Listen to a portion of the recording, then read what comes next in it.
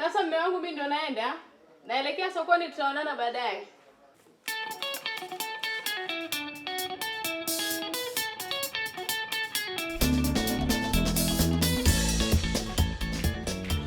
Ronaldo is off to the market to buy some things for dinner.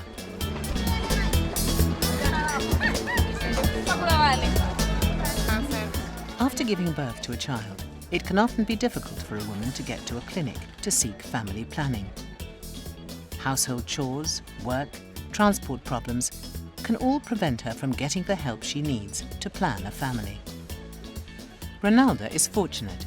She lives close enough to the clinic to make a visit today. There's no shortage of clients here, where women can often have a long wait. First, we are few. Providers are few. We are only 4 trained personnel. So 4 to save 60 to 80 women, it is a big burden, but we are trying. There's always staff shortages. I practically work alone in the service. I prepare the patients myself, I counsel the patients, I administer their medication myself. I do the procedures and I release them on medication by myself. Leading Safe Choices is a program being run by the Royal College of Obstetricians and Gynaecologists in South Africa and Tanzania to address this shortage of trained healthcare professionals. In particular, training is being given in postpartum family planning and comprehensive abortion and post-abortion care. Recently, we have been promoting the postpartum family planning, immediate postpartum family planning, which of course is seen to be a very good timing in the sense to insert or to give these clients family planning. If long-acting family planning is made available immediately after delivery of the placenta, the woman does not need to attend a family planning clinic again for a few years, and the risk of an unintended pregnancy is greatly reduced. This makes it easier for the woman, as well as reducing the burden on the healthcare providers. And so we had a lot of discussion with my colleague that is it true that if you insert IUD after a woman has delivered, will that thing stay or it will be expelled? So we had the discussion, and we are also worried that the expulsion rate might be very, very high. In fact, the expulsion rate of a postpartum IUCD is less than 10%, a relatively small risk which is far outweighed by the benefits of having a long-acting method of contraception. As well as reliability, it is no longer necessary for the woman to return to a family planning clinic after 6 weeks, and the burden on the healthcare providers is consequently reduced. Early counselling of pregnant women while they're in the antenatal period can inform women and girls of their choices and enable them to make a choice before they deliver. Kabla ya hawa watoto wawili, sijawahi kutumia uzazi wa mpango. Ila jana nilivyomzaa mtoto wa 3, nikaamua kutumia uzazi wa mpango kitanzi ili kusudi niweze kuwatunza watoto na kuwapa mahitaji yao. The program is also providing training on post-abortion care in Tanzania, including post-abortion family planning. In Tanzania, termination of pregnancy is illegal, but we are receiving quite a number of cases, up to 30 per month. And this is because these are the secondary school kids who do bear sexual intercourse, and because they do not have a knowledge or they cannot access the family planning, then they end up with unwanted pregnant and then termination through the person who is not even knowledgeable. We had 3 cases last year and 1 case this year. They were 17, 14, and 16 respectively. They came in with illegal abortions, with ruptured uterus, rotten, and we could not spare the uterus. So imagine taking out the uterus to a 16-year, 14-year-old girl is something we can prevent through family planning. If they understand the importance of family planning, they will not end up with the ruptured uterus and losing their uterus. In South Africa, abortion was legalized in 1996. However, in both undergraduate and postgraduate obs and gynae training, abortion care is lacking. Abortions are legalized, but we actually aren't training people to provide these abortions.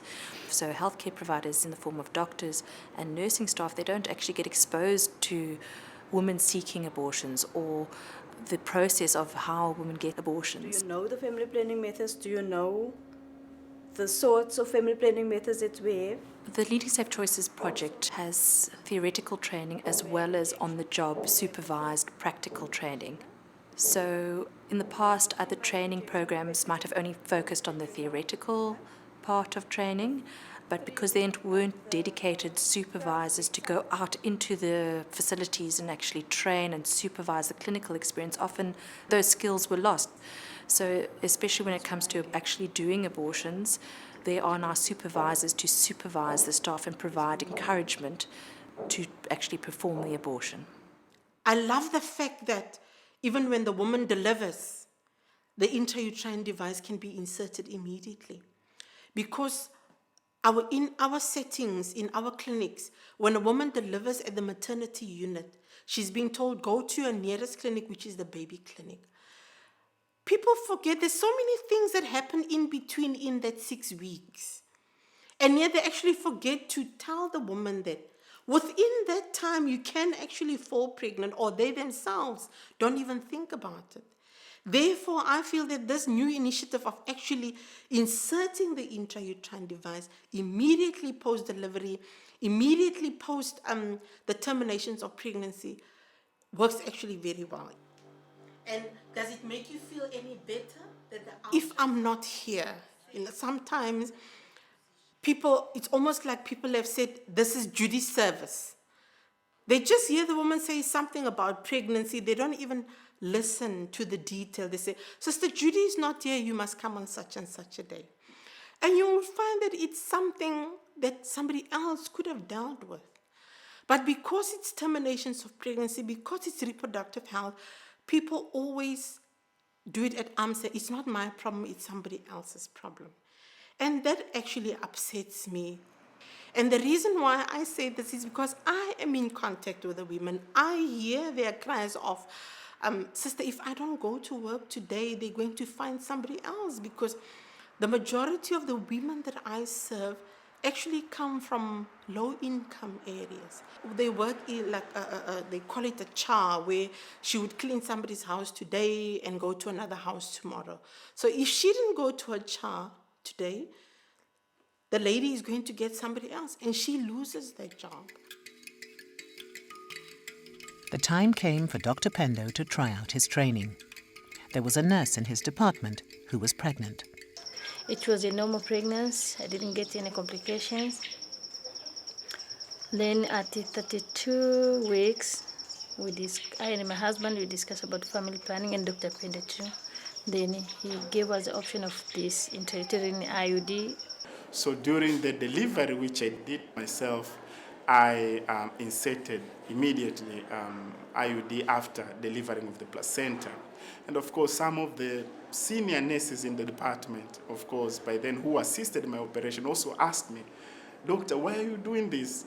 Is this going to last? Is it not going to be expelled?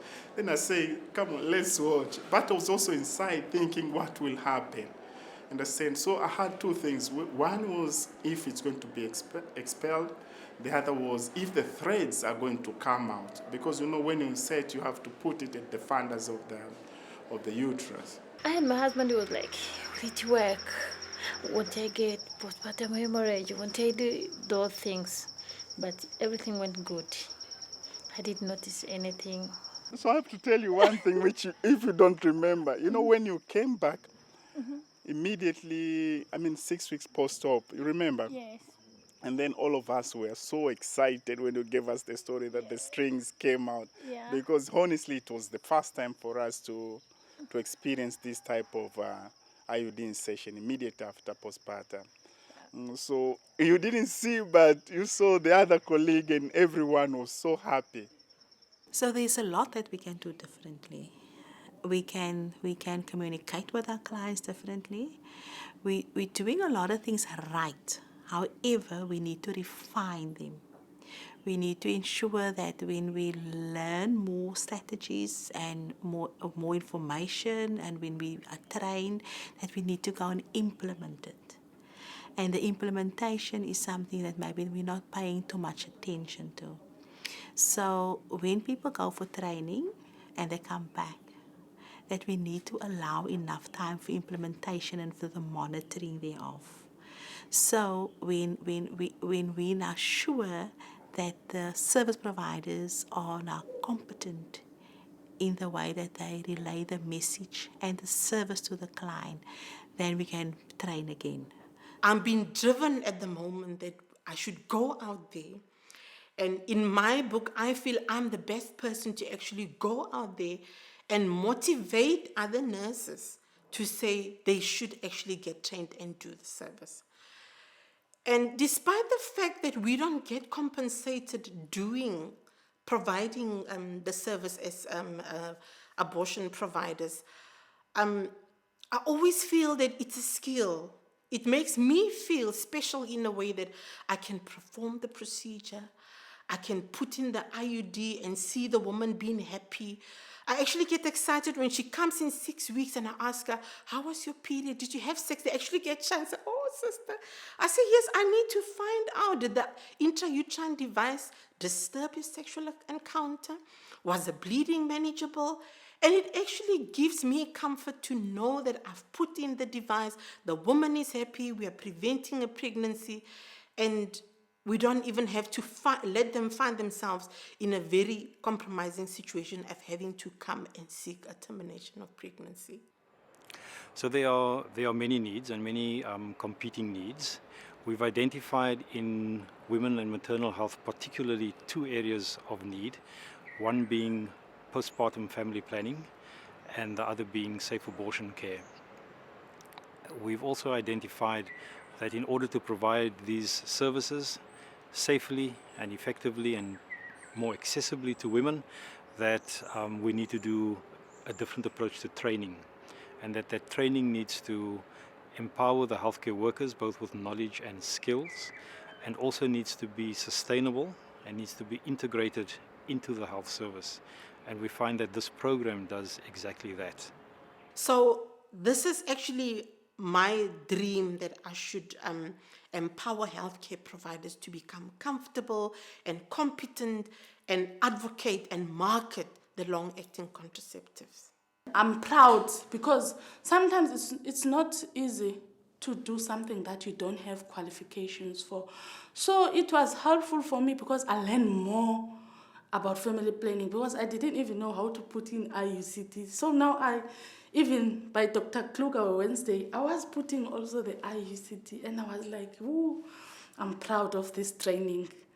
I've got the certificate that the Royal College people did train me for this. There's my certificate, there's my qualifications.